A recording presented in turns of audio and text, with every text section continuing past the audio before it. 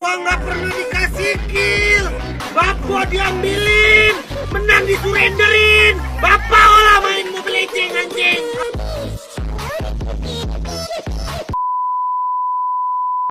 Zombie apocalypse.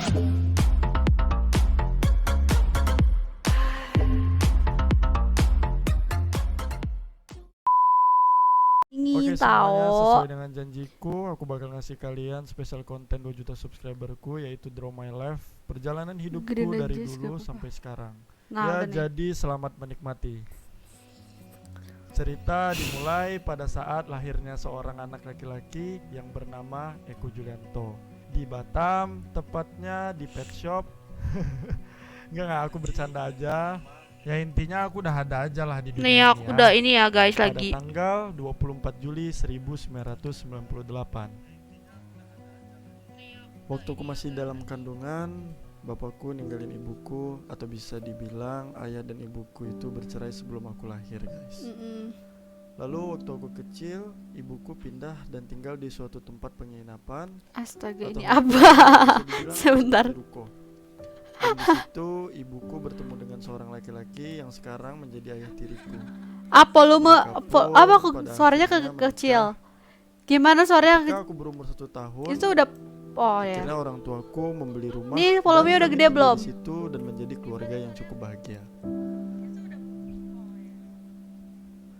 Waktu aku TK, bisa dibilang aku itu anak yang lumayan terkenal dan berprestasi ya guys. Terkenal Aman, karena aman, aman. kenakalannya Udah kan? Udah ya? pertama, dan prestasiku adalah paling sering buat masalah. Dan yang aku ingat waktu itu aku pernah melempar batu kepada temanku dan Oh headshot. my god. Hari-hariku di TK Ini selalu aku udah dihukum nonton dan sih di berdiri TikTok. depan kelas. Lalu Tapi aku nggak beranjak ke sampai SD, semua. namun kenakalan dan kebandalanku masih terbawa. Nah, pas kelas 2 SD lah aku mengenal yang namanya komputer. Aku di sini langsung ke warnet dan game pertama yang aku mainin Bentar ya, guys. adalah The Great Merchant. Lalu aku main Dota 1 juga dan akhirnya Volume hari-hariku YouTube di masa besarin, SD iya. kebanyakan bermasalah. Sering bolos Udah dibesarin, ini dan paling ke besar warnet tahu. buat main game-game yang aku sukai. Dan akhirnya aku pun lulus SD dan waktu libur panjang kuhabiskan dengan terus bermain game-game yang kusukai. Ih, astaga ini apa? Waktu SMP aku dimasukkan ke pesantren sama ibuku. Awalnya aku itu ngerasa di pesantren itu kehidupan bakal enak, jauh dari orang tua dan bebas. Tapi itu semua gak sesuai sama ekspektasi aku. Hah?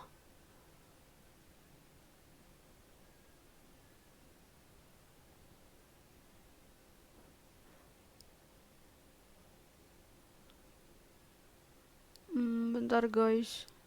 Ini aku nggak ngerti guys. Jadi tolong harap dipaklumi. Oh my god.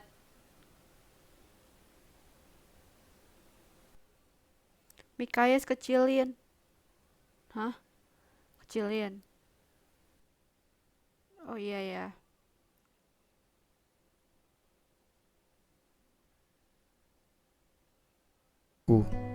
Dan akhirnya aku nggak kuat karena kehidupan di pesantren Nah, rupanya nggak bebas, berusaha mandiri dan lain-lain. Lalu waktu aku naik ke kelas 2 memutuskan Guys, untuk tonton dulu pindah ya, guys. sekolah ke Aku SMP biasa. penasaran nih. Di situ aku senang banget karena aku bisa dapat kebebasan. Dan ibuku membelikan aku komputer supaya aku nggak mengulangi kebiasaan aku dulu yang sering bolos, dan ternyata semua tidak sesuai harapan, malah jadinya lebih Kekecilan parah. Mikayes, ya ampun, tadi katanya kebesaran. Waktu itu aku sampai bolos 3 Aduh. bulan. Udah kalian nonton Dan aja ibu dulu guys. aku sering banget dipanggil ke sekolah. Tapi pada akhirnya aku pun masuk ke sekolah lagi seperti biasanya, menjadi anak baik. Waktu itu dengan uang jajanku yang 7.000, gimana caranya aku harus nyisihin duit buat main warnet, makan, dan ongkos. Terkadang aku ngasih uang kurang ya, ke guys, supir kita angkotnya dan akhirnya supirnya marah-marah. Terkadang juga aku bela-belain jalan kaki supaya bisa Astaga. sisihin uang untuk main warnet. Masuklah aku ke masa SMK. jurusanku multimedia. Waktu aku kelas 1 SMK, mulailah kenal yang namanya naksir sama perempuan. Waktu itu aku percaya diri karena kegantenganku dan aku cukup ngerasa banyak yang naksir. Sampai-sampai aku ngerasa bude kantin pun naksir sama aku. Ya ampun. Waktu itu aku pernah dekat sama kakak kelas juga. Dan itu agak lumayan sih perbedaannya. Dia kelas 3 SMK dan aku baru kelas 1. Fuckboy ya, iya. Nah fuckboy. disitulah aku mulai jarang guys, banget fuckboy, yang karena namanya cuma main dekat game. satu orang. Tapi karena kelasku di jurusan multimedia, kebanyakan murid perempuan. Dan setiap harinya ya mainnya sama perempuan. Terus aku tuh mulai bosen, jenuh, gak tahan. Akhirnya ya aku pindah ke jurusan TKJ atau IT guys ya. Dan di kelas 2 SMK aku udah gak deket lagi sama kakak kelasku. Akhirnya Ya, bebas kasihan bermain di-ghosting, dengan guys. teman-teman cowok di Parah jurusan banget itu. di-ghosting Dan nih, bisa fuckboy. seru-seruan, asik lah pokoknya ya.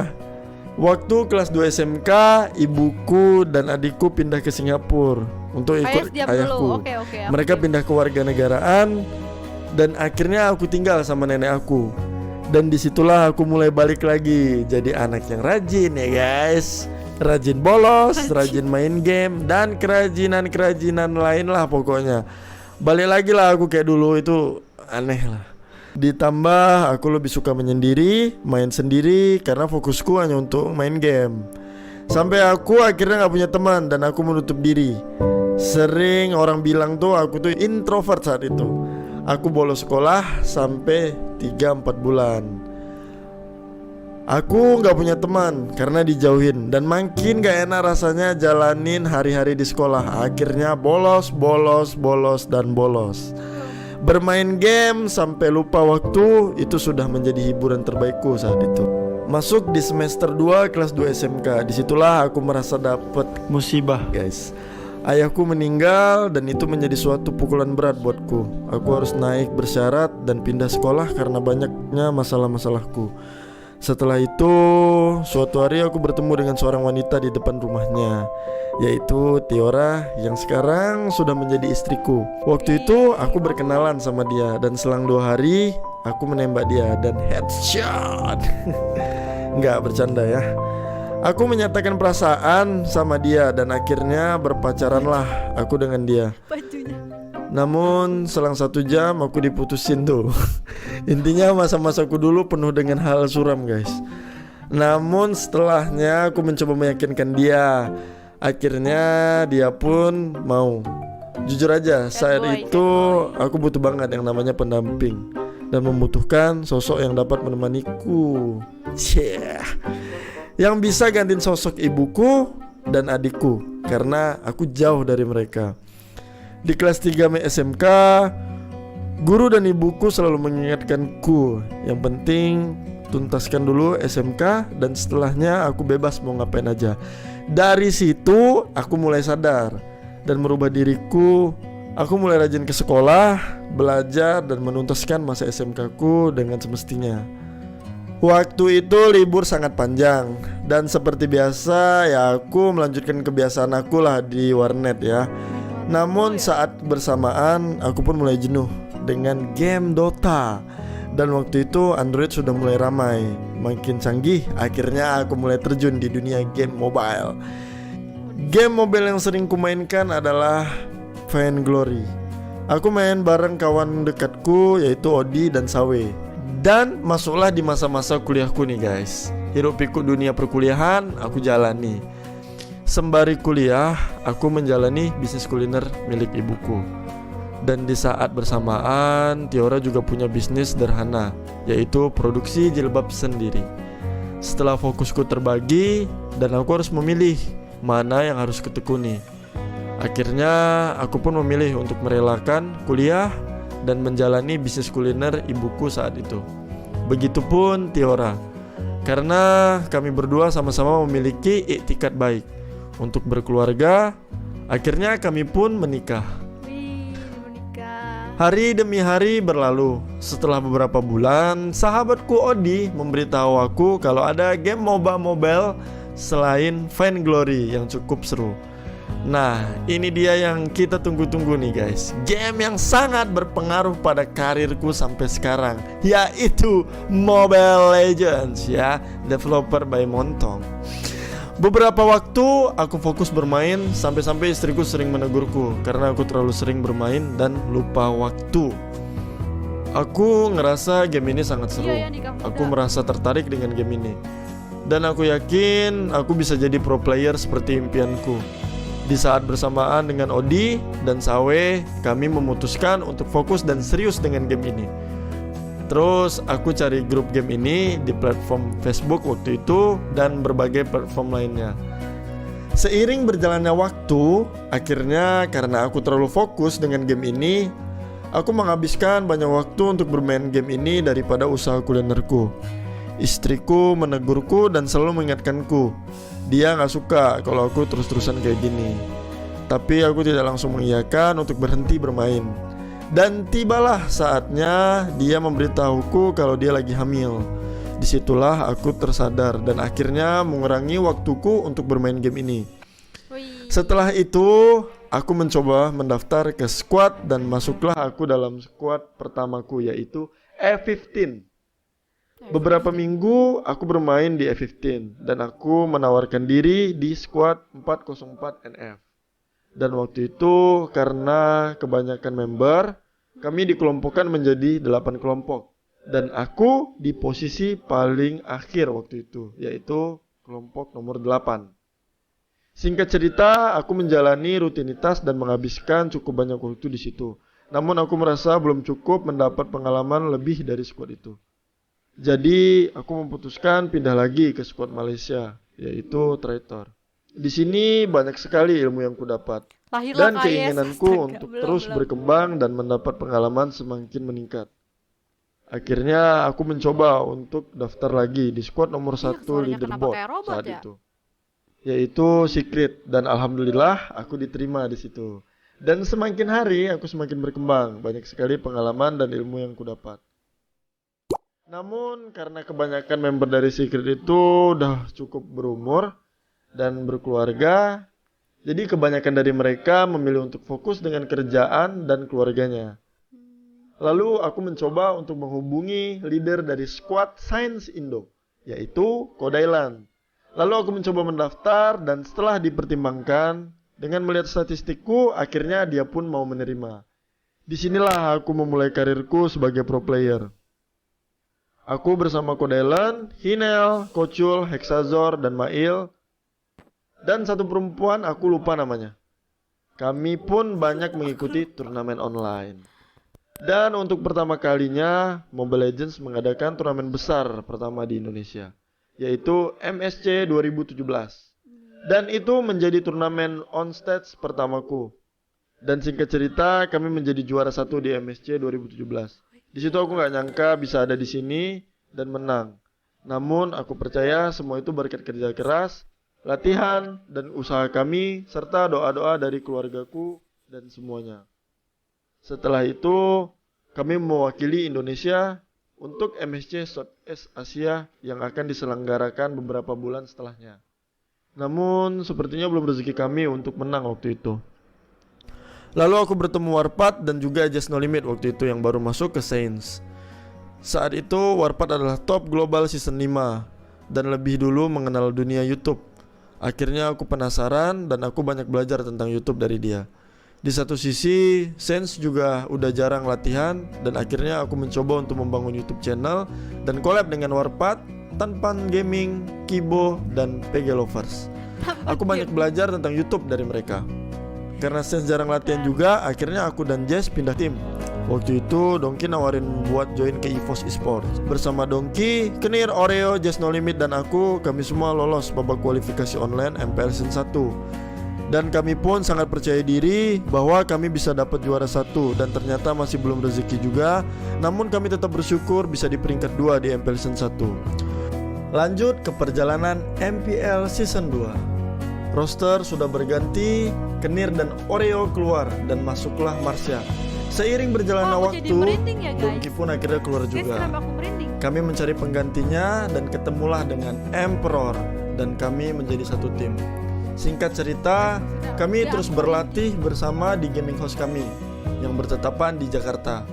Kami terus membangun chemistry dan berlatih untuk persiapan MPL Season 2. Setelah kami bersaing dengan tim-tim besar lainnya, akhirnya kami masuk ke Grand Final.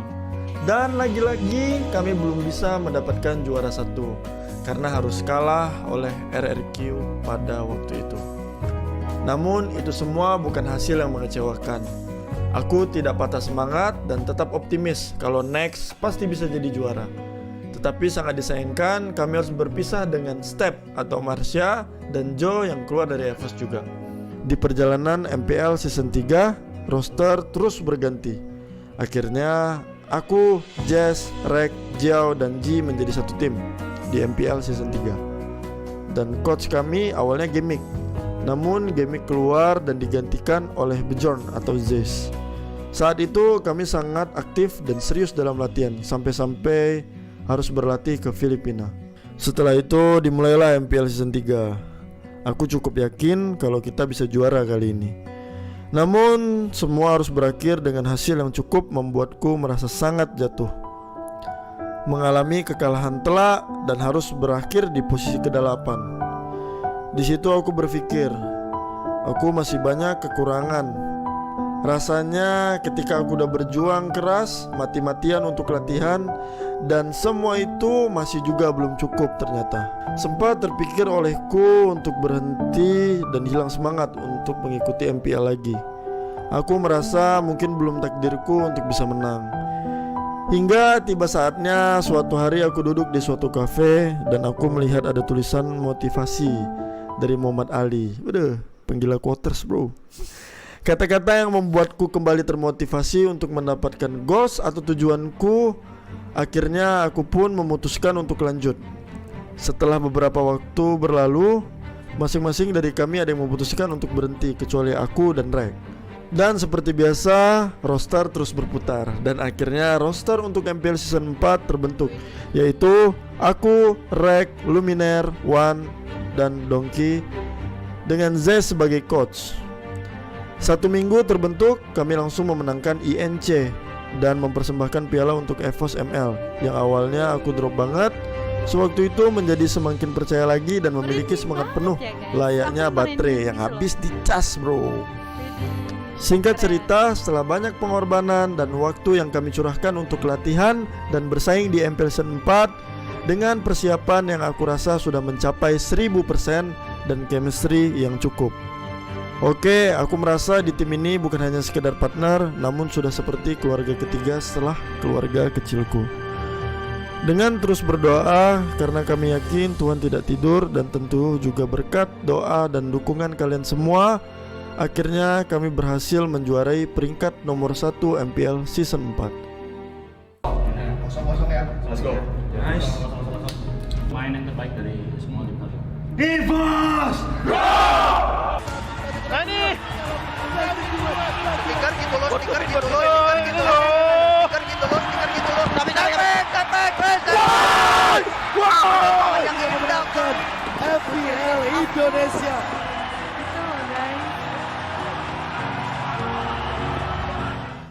Tak berhenti di situ, setelah MPL Season 4, kami tidak berleha-leha dan malas-malasan. Terus berlatih lagi dan berdoa, karena yang ada di hadapan kami adalah hal yang lebih besar dari ini, yaitu turnamen M1 World Championship dan SEA Games 2019 cabang Mobile Legends. Tiba saatnya M1 diselenggarakan di Malaysia.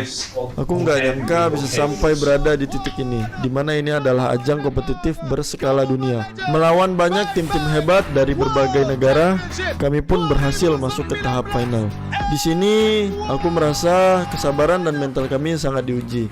Berkat doa kami, doa keluarga, dan doa dari pendukung kami seperti mendapatkan keajaiban yang selama ini belum pernah kami rasakan. Dan kami memenangkan M1 World Championship ini. EVOS Legends become a legend for M1 Mobile Legends Backpack World Championship 2019. Apa ada yang menang-menang gitu. Begitu gila seperti yang KB katakan juga, EVOS Legends menuakan Waduh, hal yang luar biasa tentunya. Merinding banget Perjalanan ya, mereka merinding, begitu menggila sampai pada titik ini. Tanpa adanya Lord, tanpa adanya Turtle yang ketiga, mereka strike pose, mereka melakukan pose dengan sangat luar biasa. Epos Legends benar-benar menjadi legend. Aku merasa bahagia dan bersyukur. Akhirnya Tuhan mengizinkan kami untuk mengangkat piala M1 ini. Alhamdulillahnya aku berkesempatan untuk mewakili Indonesia di ajang SEA Games 2019 di Filipina. Yang belum tentu ke depannya di SEA Games cabang Mobile Legends ada lagi. Di sini aku berpikir kalau aku nggak boleh nyanyain kesempatan ini. Akhirnya SEA Games pun dimulai. Akan tetapi takdir berkata lain. Kami harus puas di peringkat kedua dan tetap bersyukur karena menurutku SEA Games sangat berarti dan gak membuatku kecewa dengan semua yang telah ku perjuangkan. Dan pada akhirnya aku berpikir mungkin udah saatnya aku berhenti berkompetitif dulu. Telah banyak suka duka yang kulewati, sekarang saatnya aku untuk istirahat. Dan satu alasan lain juga, selain aku ingin fokus ke keluarga, ya mungkin ini terdengar lucu ya, tapi ini memang yang aku rasakan.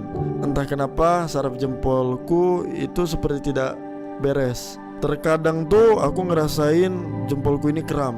Tapi sekarang aku fokus ke keluarga, streaming, bikin konten, dan mengurus beberapa bisnis kecilku. Aku sangat berterima kasih kepada Tuhan, keluargaku, kerabat dekatku, dan kalian semua yang udah mensupportku. Tanpa adanya support dari kalian semua, belum tentu aku sampai di titik ini. Hanya Tuhan yang dapat membalaskan kebaikan semua. Aku sangat berterima kasih kepada Tuhan, keluargaku, kerabat dekatku, dan kalian semua yang sudah mensupportku. Hanya Tuhan yang dapat membalas kebaikan kalian semua. Mungkin cukup sampai di sini aja Draw My Life-ku. Lebih kurangnya tolong dimaafkan guys ya. Makasih banyak semua buat kalian. Sekali lagi terima kasih semuanya yang udah menonton video Draw My Life-ku ini.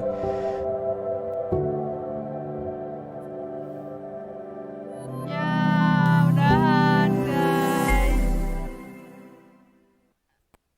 Ya. Ini gimana lagi? Ih, sedih banget. Aku tuh merinding banget gitu loh guys. Sampai ke bawah suasana gitu, merinding banget. Oh my god. Ini gimana ya? Ulang kok diulang sih? Sumpah merinding banget. Oh my god. Raya seru-seru banget sih, sumpah. Nama pesan terdekat. Ulang kok ulang sih? Oh my god. Ih, sumpah aku sampai merinding gitu ya. Tuh, kalian tuh jadi termotivasi nggak sih? Aku tuh jadi kayak termotivasi kayak gitu, ya ampun. Aduh.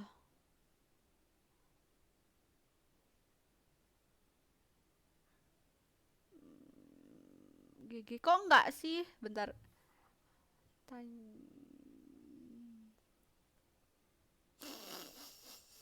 Hmm.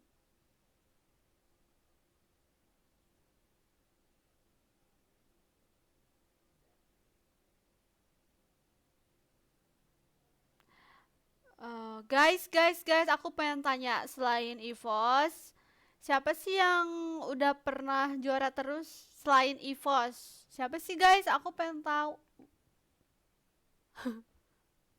Selain nggak ada kok, nggak ada. Ada dong pasti. Selain EVOS siapa yang udah pernah juara terus? Oni. Betul. Onik anjay. 5 KG. Oh, reaction 5 KG.